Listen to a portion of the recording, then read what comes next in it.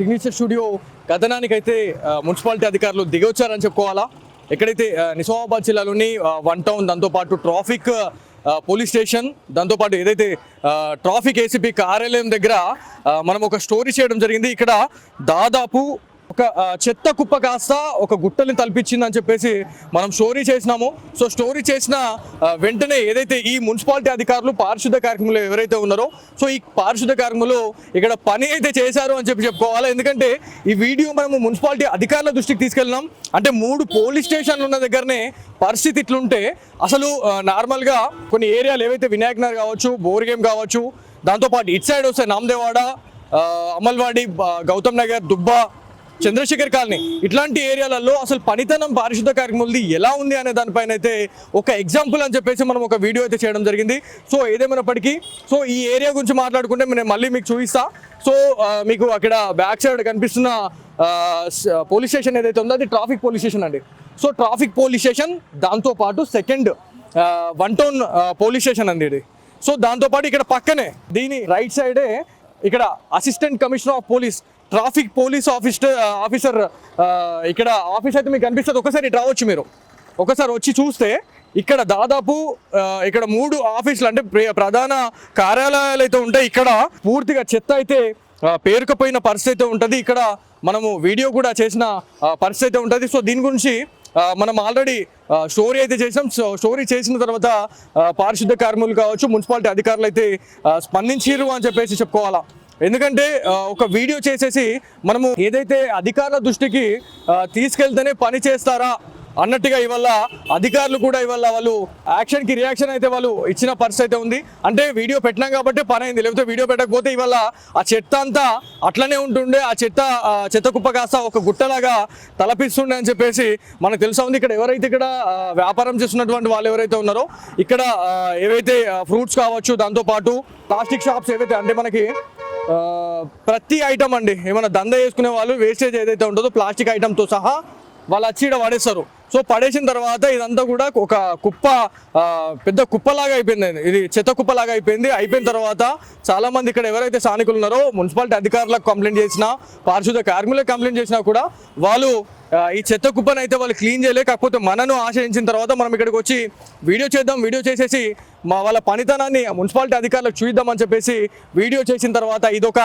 Result అయితే వచ్చిందని చెప్పుకోవాలా. So ఖచ్చితంగా వీడియో చూసినటువంటి వ్యూవర్ ఎవరైతే ఉన్నారో, నిజామాబాద్ జిల్లాలో ఇట్లాంటి ఇన్సిడెంట్స్ ఇట్లాంటి జరిగిన తర్వాత చాలామంది అధికారులు అయితే అప్రమత్తం అవుతా ఉన్నారు. వీడియోలు పెట్టిన తర్వాత అనేది క్లియర్గా తెలుసా ఉంది. సో ఈ వీడియో మీకు ఎట్లా అనిపించింది అనే దానిపైన ఖచ్చితంగా కామెంట్ బాక్స్లో కామెంట్ అయితే చేయండి. సిగ్నేచర్ స్టూడియో కథనానికైతే మున్సిపాలిటీ అధికారులు దిగొచ్చారని చెప్పుకోవాలా.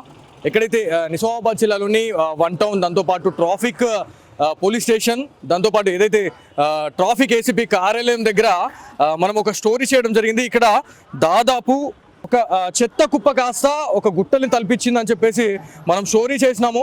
సో స్టోరీ చేసిన వెంటనే ఏదైతే ఈ మున్సిపాలిటీ అధికారులు పారిశుద్ధ కార్యక్రమంలో ఎవరైతే ఉన్నారో, సో ఈ పారిశుద్ధ కార్యక్రమంలో ఇక్కడ పని అయితే చేశారు అని చెప్పుకోవాలి. ఎందుకంటే ఈ వీడియో మనము మున్సిపాలిటీ అధికారుల దృష్టికి తీసుకెళ్ళినాం.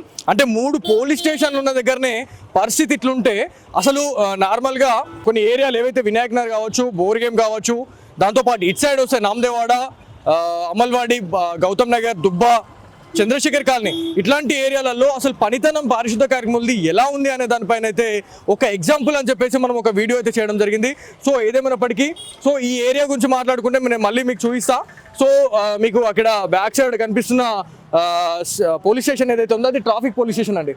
సో ట్రాఫిక్ పోలీస్ స్టేషన్, దాంతోపాటు second one town police station అండి ఇది.